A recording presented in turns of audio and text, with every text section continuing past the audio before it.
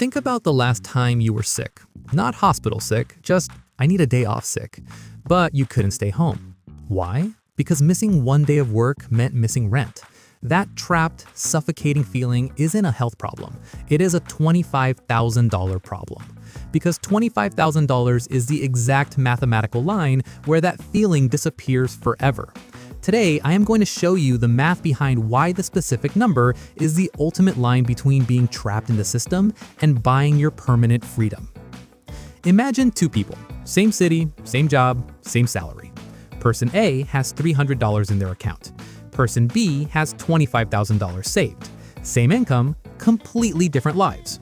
Person A gets a better job offer across town, pays 30% more, better hours, great team, but it means 3 weeks without a paycheck during the transition. They can't take it. Not because they're not smart enough, not because they don't want it, because $300 doesn't survive 3 weeks. Person B gets the same offer. They take it before the recruiter finishes the sentence. This is what I call the invisible cage, the financial situation that looks like a life but is actually just a very comfortable prison. And the cruel irony, most people don't even realize they're in it until they see what life looks like on the other side. Now, here's the part that took me a long time to understand. The cage isn't built from bad luck or laziness. It's built from one thing: your brain operating in permanent emergency mode. When money is tight, your prefrontal cortex, the part responsible for long-term thinking, creativity, and rational decision-making, gets hijacked by your survival instincts. You become reactive instead of strategic, short-term instead of visionary. A Harvard study found that financial stress alone reduces cognitive function by the equivalent of losing 13 IQ points. 13 points, just from being broke and stressed about it. So when people say, why don't they just make better financial decisions, they're missing the point entirely. The stress of having no money actively makes it harder to think your way out of having no money. $25,000 breaks that cycle. Not all at once, but enough. Here's where I need you to pay close attention, because this is the part that actually changes how you see money forever. Most people think of saving as a straight line. Every month you add money, the total goes up. Simple. It's not a line, it's a curve. Let's say you're investing $1,000 a month at a 9% annual return. Getting to your first $25,000 takes you roughly 23 months, almost 2 years of grinding, sacrificing, staying consistent when you really don't want to. Your second $25,000? 20 months. Your third? Even less. Now, fast forward, when your portfolio crosses $300,000, you're earning a new $25,000 every 5 months without touching your monthly contributions at all. Let me make that even more concrete. Year 1 of investing, your money earns maybe $900 extra.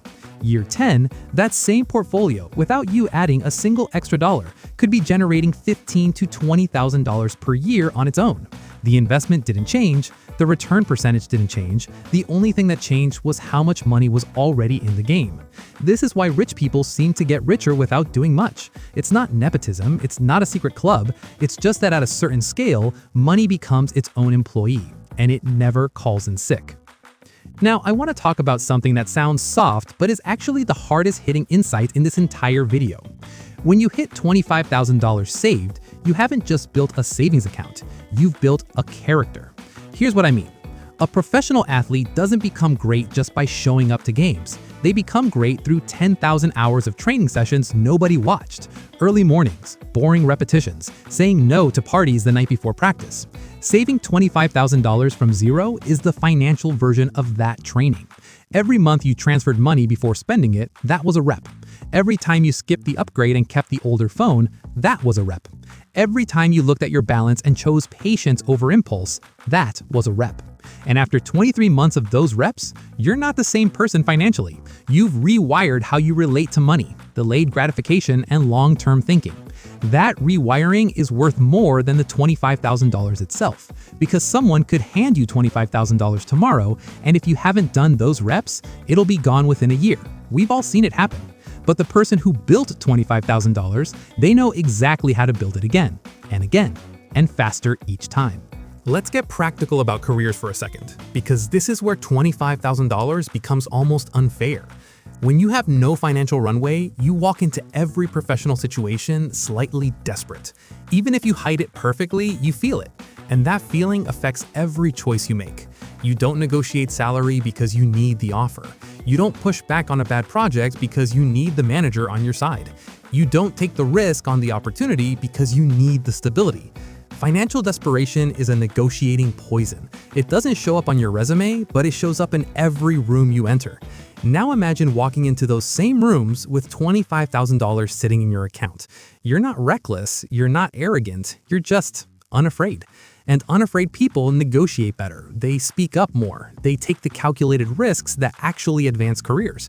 Here's the irony that I find almost funny. The people who can't afford to be picky about opportunities end up stuck in the exact jobs that make it hardest to build savings. And the people who do build savings end up with the leverage to land jobs that make saving even easier. $25,000 is the entry point to that second loop. All right, because getting to $25,000 is one thing. Keeping it and growing it is a completely different skill. And there are 3 specific ways I see people destroy this milestone the moment they hit it. Mistake number 1, the celebration spend. You hit the number, you feel amazing, you've earned something nice, right? Maybe a trip, maybe finally upgrading the car, maybe just a few months of relaxing the budget. Here's the math on that car upgrade though. The difference between a $35,000 car and the $15,000 reliable used car is $20,000. Invested at 9% over 25 years, that's $172,000. You didn't buy a nicer car, you sold your future selves $172,000 for a leather interior. Mistake number 2, lifestyle creep. Income goes up, suddenly the apartment needs to be bigger, the holidays need to be fancier, the wardrobe needs updating. Every upgrade feels justified individually, collectively they silently eat everything you worked for. Mistake number 3, sitting still. $25,000 in a regular savings account at 0.5% interest barely keeps up with inflation. The goal was never to save $25,000 and stop there. The goal is to get $25,000 into the market, working, compounding, multiplying while you focus on earning more to invest on top of it. Money sitting still is money quietly losing value, and most people don't notice until it's too late. Here's the honest truth. $25,000 is not the destination, it's the door. Behind that door is a version of your life where you take the job because it's right, not because you're desperate. Where the car breaking down is an inconvenience, not a catastrophe. Where you sleep at night without doing silent math about next month. That version of your life starts with one decision made consistently over time. So here's what I want you to actually do right now. Open your banking app, find out exactly what number you're at today. Not approximately, exactly. Then drop it in the comments. Not because I'm judging, but because the moment you say the number out loud, it becomes real. And real problems get solved faster than vague ones.